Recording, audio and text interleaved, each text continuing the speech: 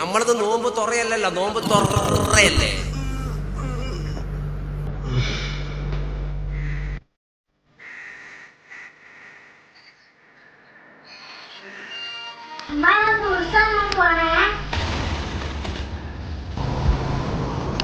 എല്ലാ ഫ്രൂട്ട്സ് ഇറങ്ങുന്ന കാലം റമദാൻ മാസം. അതിനൊരു കണക്കൊന്നുമില്ല. പേരറിയാത്തോ പോയിട്ട് ഫ്രൂട്ട്സ് വാങ്ങുന്ന പോയാൽ ഞാൻ ഇപ്പം ഒരിടത്തും പോകും നോക്കും, എനിക്കറിയില്ല ഇതെന്താ സാധനം. അതും 1 കിലോ. അങ്ങനെ കുറെ ഭാഗ്യ കെട്ടി പോരെ. അങ്ങനെ ഇതെല്ലാം വെട്ടി മുറിച്ച് നിരത്തിയിട്ട് ഒരു 5 മണിയാകുമ്പോൾ തന്നെ ഡൈനിങ് ടേബിളിന്റെ മേലെ കംപ്ലീറ്റ് നിരത്തും നമ്മൾ. എന്നിട്ട് എല്ലാം നിരത്തിയിട്ട് ഇവനിങ്ങനെ ഇതിന്റെ മണവും പിടിച്ച് ഇതിന്റെ തവാഫ് ചെയ്യും. കാബത്ത് പോയവർ ഇവനിങ്ങനെ തവാഫ് ചെയ്യൂല. എന്നിട്ട് വാച്ചും നോക്കും, ക്ലോക്കും നോക്കും. ഏലാണോ 5 മിനിറ്റ് അധികം, അത് നല്ല ക്ലോക്ക്. എന്നിട്ട് മുറ്റത്തിറങ്ങിയിട്ട് പള്ളിയുടെ ഭാഗത്തേക്ക് നോക്കും. കഴിഞ്ഞ കൊല്ലത്തെ മുക്കിച്ച നേരത്തെ ബാങ്ക് കൊടുത്തിന് ഇയാളെന്ത് 4 പയ്യ, ഇയാളിൽ ഒഴിവാക്കലാന്നല്ലേ.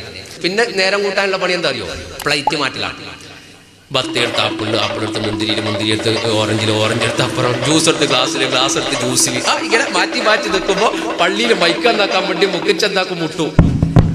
പള്ളിന്റെ ഭാഗത്തുനിന്ന് മൈക്കിന്റെ ഒച്ച ബിസ്മില്ല അടിച്ചു നോക്കുമ്പോ 5:45 ബാങ്ക് 6:45. അന്നേരം ഇപ്പൊ എനക്കൊരു കുറ്റമില്ല, മുക്കച്ചാക്കാൻ കുറ്റം. ഇനി അഥവാ ബാങ്ക് കൊടുത്തോ എന്താ അവസ്ഥ? റെയിൽവേ ഗേറ്റ് തുറന്ന മോഡല. ബസ്സും പോവും, കാറും പോവും, ജീപ്പും പോവും, ലോറിയും പോവും. എന്തെല്ലാം ഓന്റെ മുമ്പ് കണ്ടത് കംപ്ലീറ്റ് അടിച്ച് കയറ്റി കളിയും.